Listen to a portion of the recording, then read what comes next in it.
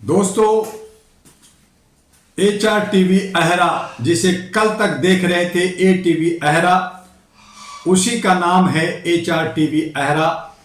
अब नए तेवर और नए जोश और उमंग से आपके बीच में मानवाधिकार से जुड़ी हुई तमाम समस्याओं को लेकर करके, देश विदेश की समस्याओं को लेकर करके हम आपके बीच में दिन प्रतिदिन आएंगे और आ रहे हैं।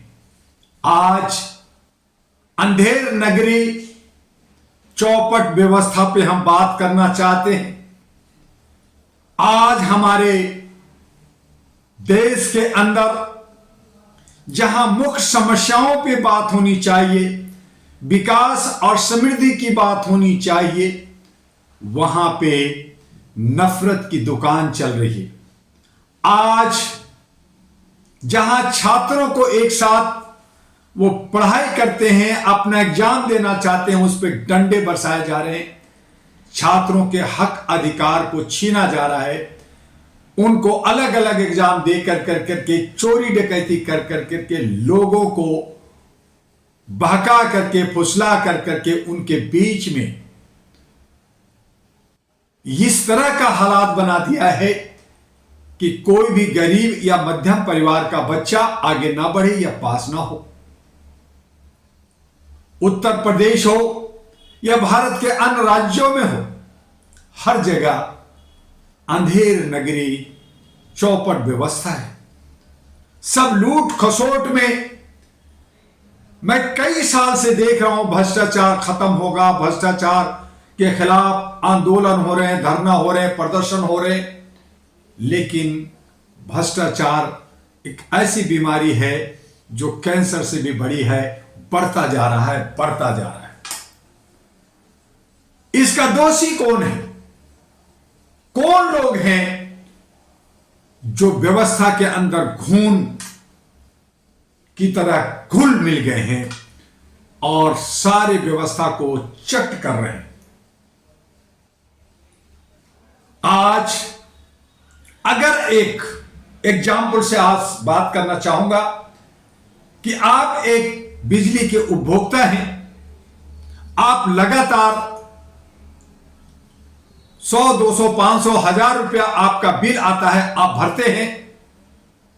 अचानक आपके पास एक बिल 1 लाख रुपए का आ जाता है, आप घबराते हैं, आपके पास पैसा नहीं है, आप गरीब हैं, आपने उतना बिजली का इस्तेमाल ही नहीं किया, लेकिन बिजली विभाग ने आपको नोटिस दे दिया कि 1 लाख भरना है, नहीं दोगे तो FIR लॉज होगा, आप पे जुर्माना लगेगा, आपका मीटर काट दिया जाएगा। आप भागते हो।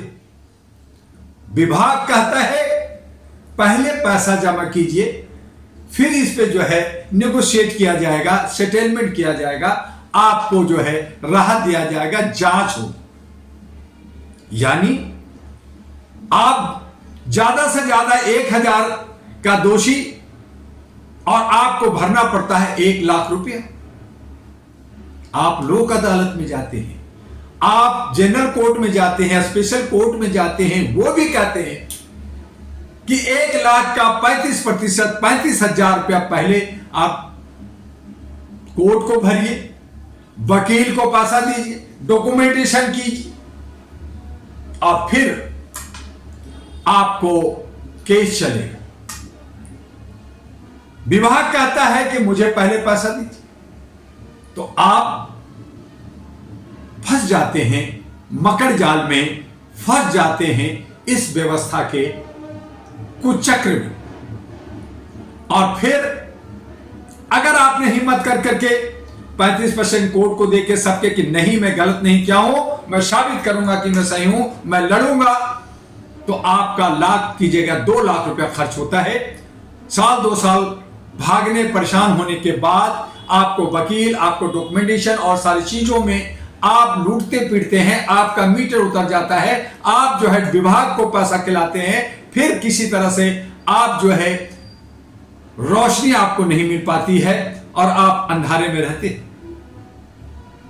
साल 2 साल गुजरने के बाद कोर्ट कहती है बहस आर्गुमेंट के बाद कि ये विभाग की जो है टेक्निकल गलती है, मानता हूं कि इसमें कुछ गलतियां हुई हैं। विभाग को कोई जुर्माना या कोई सजा नहीं होता है और कहा जाता है कि इस पे वेव करके आप 50% दे दीजिए, 50% माफ किया जाता है। पहले ही आप 2 लाख खर्च कर किए होते हैं, कर्ज लेते हैं, 2 साल तक आपको बिजली से दूर रहते हैं, अंधारे में रहते हैं। जहां आपको 500, 200, 1000 देना था, वहां पे आपने जो है हर तरह से आर्थिक दंड मिलता है और फिर कोर्ट 2 साल के बाद कहती है कि आप 1 लाख का 50,000 दे दीजिए। यानी आप लूट पीट कर करके अगर पहले ही 1 लाख देते तो 1 लाख में बच जाते, लेकिन यह व्यवस्था ऐसी घून लगी हुई है, ऐसी व्यवस्था जो चौपट व्यवस्था है, उस हालत में आपको जहां 100,000 देना था वहां पे 5 लाख देना पड़ता। और यह कमोबेश बिजली विभाग से नहीं, बल्कि आपको एनडीएमसी के अगर घर बनाया है या घर का रिनोवेशन किया है या पानी का है या बिजनेस का है या आपका जो है परिवहन का है या कहीं जो है चलान है या बहुत सारे ऐसे एक नहीं अनेक समस्याएं ऐसे हैं जिसमें आपको उलझा दिया जाता है। कहने का मतलब है कि व्यवस्था ऐसी गंदी है कि जहां न्याय मांगने जाओगे वहीं आप फंसते हो और आप वर्षों वर्षों कोर्ट कचहरी का चक्कर लगाते रहिए, आप थाने का चक्कर लगाते रहिए, उनका पेट भरते रहिए और ये व्यापार और ये बिजनेस चल रहा। तो आज न्यायालय से किसी को कोई राहत नहीं मिलता। वहां पे 2 कानून चलते, वीआईपी बड़े लोगों के लिए अलग कानून है, उनकी पूछ होती है। सारे विभाग के अंदर उनको देन देन कर करके रफा दफा कर दिया जाता है। उनको वो जो है विभाग के लोग, बिजली विभाग के लोग और ऑफिसर और नेता सब बिजली फ्री में इस्तेमाल करते हैं, टैक्स नहीं देते, इनकम टैक्स नहीं देते, आय का इनकम टैक्स नहीं देते, कहीं किसी जगह टोल टैक्स का पैसा नहीं देते, मौज मस्ती कर रहे हैं। वो जो आपका सेवक है, आपका सेवादार है, आपका चौकीदार है, आपका नौकरशाह है, जनता पिसती है। ये कैसी नगरी। जनता जो है अगर कोई शिकायत लेके जाती है तो उसी को फंसा दिया जाता है। आप अपनी मोहल्ले की सफाई नहीं करा सकते, आप मोहल्ले की कोई शिकायत नहीं कर सकते, आप बिजली पानी सफाई की शिकायत नहीं कर सकते, कूड़े अगर लग गए हैं अंबार तो सफाई नहीं कर सकते, आप पे लग जाएगा, आपने कूड़ा डाला था। अगर कहीं पे विचार हो रहा है, अगर आप शिकायत करेंगे तो आप पे केस लगा दे, आप भी इसमें इन्वॉल्व। अगर चोरी डकैती की शिकायत करेंगे, किसी का दुर्घटना हो गया है तो आप पे ही केस होगा, आपने ही किया होगा, आपकी मंशा थी, आपने ऐसा किया, आपने वैसा किया। अंधेर नगरी, चौपट व्यवस्था। और फिर कहा जाता है कि आप हम सबको एक बना करके हिंदू राष्ट्र बनाएंगे, आपको सनातन युग लाएंगे, आपको खुशहाल करेंगे। ये तो बताइए कि सनातन युग में होता क्या था। ये तो बताइए कि आप जो है हिंदू राष्ट्र लाएंगे तो हिंदू राष्ट्र के अंदर एक राजा होगा और राजा जो है डंडा चलाएगा, जैसे आप पार्लियामेंट के संगूर छड़ी रखा है उससे आप लूटेंगे, मारेंगे, पीटेंगे, राज करेंगे। तो कहां है लोकतंत्र, कहां है संविधान और कहां है संविधान का आदर करने वाले लोग, और कहां है ये बहुसंख्यक लोग जो बाबा अंबेडकर को तो मानते हैं लेकिन संविधान के साथ नहीं चलते, लोगों को साथ नहीं चलते, और जो सही राह देता है उसको जो है पागल कहते हैं या उसको दीवाना कहते हैं और उसको भी साथ नहीं देते। कोई मर रहा है तो मरने दो, जो केस हो रहा है तो केस होने दो, जो बीमार है तो बीमार होने दो, जो अगर अशिक्षित है तो होने दो। ये सब अंधेर नगरी चौपट व्यवस्था का व्यवस्था है। नेता लोग चुनाव में बड़ी बड़ी बातें करते हैं, इधर उधर की बातें करते हैं, भैंसिया ले गया, मंगलसूत्र ले गया, लड़की ले जाएगा, ये करेगा, वो करेगा, ये हो जाएगा, ये लूटेगा, वो खा जाएगा। कोई नहीं कहता कि हम व्यवस्था को, कुशासन को सुशासन में बदलेंगे, हम आर्थिक आजादी देंगे, हम सब लोग मिलकर करके अपनी तमाम समस्या का समाधान करेंगे, देश हित में काम करेंगे, समाज हित में काम करेंगे, लोगों के हक अधिकार को दिलाएंगे, हम अपनी बहु बेटियों की सुरक्षा करेंगे, हम अपने देश के आन बान शान के लिए जिएंगे। कहीं किसी तरह का दंगा फसाद मवाली नहीं होगा, कहीं किसी तरह का कोई गलत नहीं होगा। कोई भी ऑफिसर अगर गलत करता है, घूस लेता है या भ्रष्टाचार करता है तो उसका सारा सैलरी, उसकी चल अचल संपत्ति जब्त हो जाएगी। यह जवाबदेही तय नहीं होता। चुनाव आयोग में धांधली, महिला आयोग में धांधली, ह्यूमन राइट्स आयोग में धांधली, एजुकेशन के आयोग में धांधली, यूपीएससी में धांधली, छोटे छोटे क्लर्क के एग्जाम में धांधली, व्यापार में धांधली, बनिया के बीच में धांधली, इंडस्ट्रीज के बीच में धांधली। धांधली धांधली है। जितने आयोग, जितने कमीशन बने वो सब लुटेरे या चटोरे और भ्रष्टाचारी बने हुए, और फिर कहते हैं कि मैं सरकार का आदमी हूं, मुझसे डरो। जनता से कहते हैं मुझसे डरो, नहीं डरोगे तो फंसोगे, नहीं डरोगे तो पीटोगे, मार खाओगे, जेल में सड़ोगे। ऐसे व्यवस्था में हम जी रहे हैं। ऐसी व्यवस्था हमारी भारत की बना दी गई है।